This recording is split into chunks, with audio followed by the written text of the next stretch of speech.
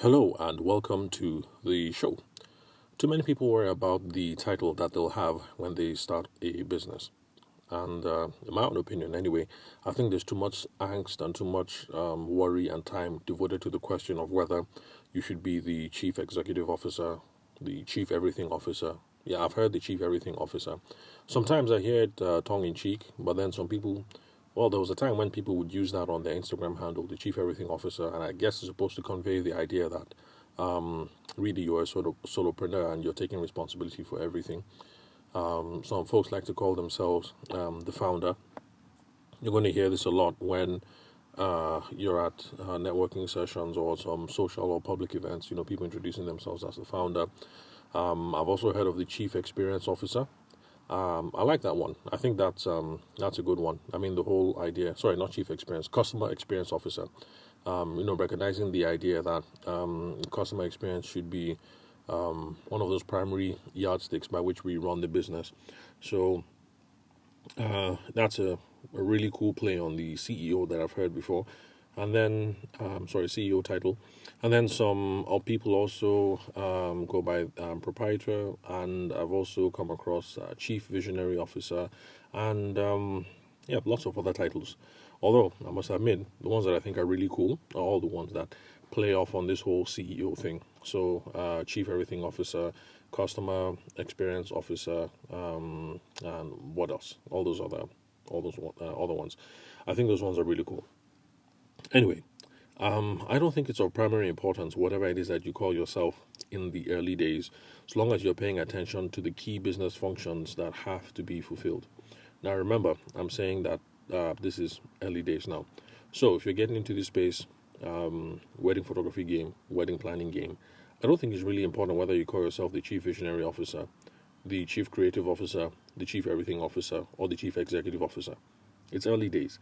What you should be paying attention to actually is the key business functions that have to be fulfilled and to make sure that you are fulfilling those functions. So even if you don't have a title and you and your boys get together or you and your girls get together and you decide that, we're all good with the cameras and with videos, let's get together and let's be in this wedding photography game or wedding planning game. So even if you don't have titles, but you guys are focused on what the key business functions are, I think ultimately you guys are going to do okay. But remember, this is for the early days. So yes, eventually, as you get systems, processes, standard operating procedures, well laid out functions, you guys are going to have to determine these things. Who's the chief executive person?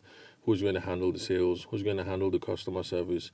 What are we going to call ourselves? So eventually you're going to have to get to some point in the development of the business where you have to answer all those major questions.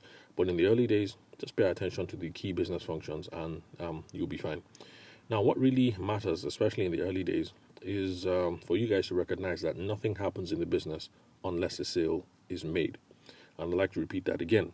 So you and your boys or you and your girls have gotten together. You're now wedding planners. You're now photographers. You're now whatever it is that you want to do. Nothing is going to happen unless a sale is made. You guys want to buy new cameras, you better make some sales. You guys want to go on holidays, you better make some sales. You guys want to flex because you make some money, you guys have to make some sales. And even if you try and go around this whole problem of nothing moving unless a sale is made and you decide to raise finance, whatever finance you're raising is just other people lending you money, whether the bank or the investors, in the reasonable hope that you guys look like you're sharp, you guys look like you're talented, and that ultimately you guys are going to make sales. So even when people throw money your way, even when you get external financing, it's because people are hoping that eventually a sale is going to be made. And so that is something that we cannot run away from, this question of sales. So if you don't have sales, and by implication, if you don't have customers, then there's nothing to be a CEO over. So you can't be a chief executive officer if you don't have customers because you're not executing on nothing. You can't be a chief experience officer if you don't have customers or sales because there's nothing to be experiencing over. And it's also the same thing with chief visionary officer and all proprietor and all those other titles. If there's no customer, there's nothing to be XYZ, fill in the blank, over. So if you don't have any customer orders and nothing to fulfill, like I said, you're not executing, then the title doesn't mean much, doesn't mean anything. So what was I before I got on that rant? Okay, yeah. Anyway, so in the early days, like I said, your primary responsibility should be making sales or hiring the person who can bring in the sales for you, because not everybody is reckons themselves to be good at making sales. Although I think it's something that everybody can learn. It's a learnable skill. It's a transferable skill. So it's something that everybody can learn, and it's a skill that you're going to take with you when you leave whatever hustle you're doing. So you can be a wedding planner today. You amp up your sales game. You learn how to sell. Tomorrow, if you stop being a wedding planner and you decide to run for the House of Reps in your constituency, then it's a skill that you're going to take along with you. The whole thing about meeting people, trying figuring out who are the key stakeholders to talk to, figuring out people's motives, trying to align those motives, and then moving agenda along. You see that these skills are learnable and transferable, whether you're a wedding photographer, whether you're a wedding planner, whether you're an architect, or whether you are a politician. So in the early days, your main responsibility is sales. So either do that yourself or bring somebody who can bring in the sales for you. So it's only after we have sorted out the initial issues around traction. And when I say traction, I mean basically your business getting off the ground. People are knowing you, people are liking you, people are trusting you, people are giving you money, people are talking about you. There's some buzz, you're getting referrals. So when I say traction, those are the sorts of things that I mean. So it's only after we have sorted out these issues around traction that we can now be occupied about what the official titles should be. So in the beginning, if it's just three of you, you're trying to run this wedding photography game or wedding planning game.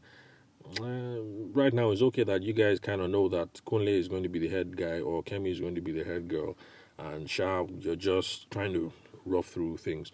But then once you guys get things going, you guys have a steady client base and stuff like that. You now can start trying to figure out whose title is what, who's going to be who's going to be studio manager, who's going to be customer experience officer, who is going to be what else? Who are we going to list as a founder or CEO or whatever? So traction first, and then you worry about the title.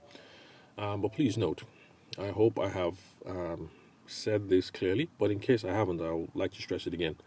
I'm not saying that you should ignore organizational charts and good business management principles, business management practice. I'm not saying we have to ignore all these. We have to, because eventually we grow, we get some size where we have to put these things in place or else we die. In the beginning, it's okay if we're not paying attention to all these things, but eventually you get to a point where in the beginning, let's say at first was you and your guys or you and your girls, and it's just the three of you. Eventually, you guys have second shooters, or you have people who, if you're a wedding planner, someone who manages the store, and then people who set up the decor and take it down. So in the beginning, it might be three of you. After a while, you guys get to be 15, 20, maybe a core of 8, and then the other people are just hanger-ons. And if you don't start paying attention to these sorts of things, it's going to be detrimental, and the business is going to flop.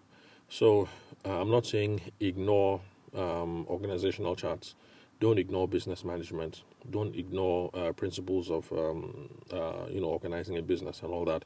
But rather, the focus should be on gaining traction in the beginning and getting sales, because that is the lifeblood of the business. So once we have a healthy business going, then we can come up with all the titles we want, because number one, when we focus on traction, we have validated the business idea, and then number two, we know for sure that we're going to have a going concern. So that's it. That's the purpose of today's recording. So thank you very much for listening to the show. I will catch you guys at the next recording, and you all have a wonderful day. I'm glad I was able to do this under 10 minutes because I want to get back to those 10-minute episodes. So as not to take advantage of you guys' time, especially those of you who happen to listen every day. Thank you very much for the time and attention. I'll catch you guys at the next recording.